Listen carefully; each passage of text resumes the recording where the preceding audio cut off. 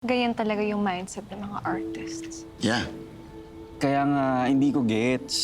Pero now I know that artists like you is not really meant for marrying or settling down. Kasi isipin mo, paano kung may family ka na, di ba? How long can you keep that? Kung tinatanong mo kung bakit hindi ako nag-aasawa o kung wala akong ibubuhay sa pamilya ko, it's not my concern now, Olsen. Sir.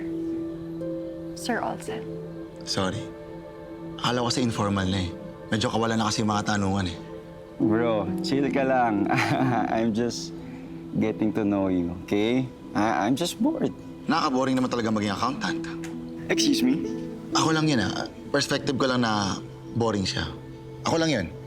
Tama ka naman. Medyo boring nga naman. But it earns me good money. Mas importante ang passion sa akin kaysa pera.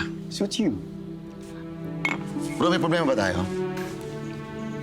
Bossing, tulog na tayo.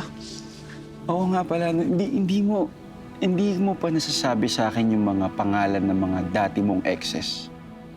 Why is that relevant here?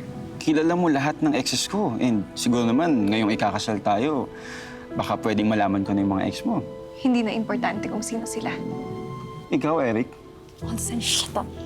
Tinatanong ko lang si Eric about his exes. Akala mo ba, tinatanong ko si Eric kung ex ka niya? It's a small world naman kung ganon. Isipin mo, ex mo siya. Siyempre, hindi, di ba? Bro, tama na. O ikaw na lang, bro. Ex mo ba yung fiancé ko? No. See? Ganun lang kadali. One word. Ba't hindi mo masagot, my love? Ha? Ito mo. Ayan, ganyan siya. She always walks away when things are getting serious.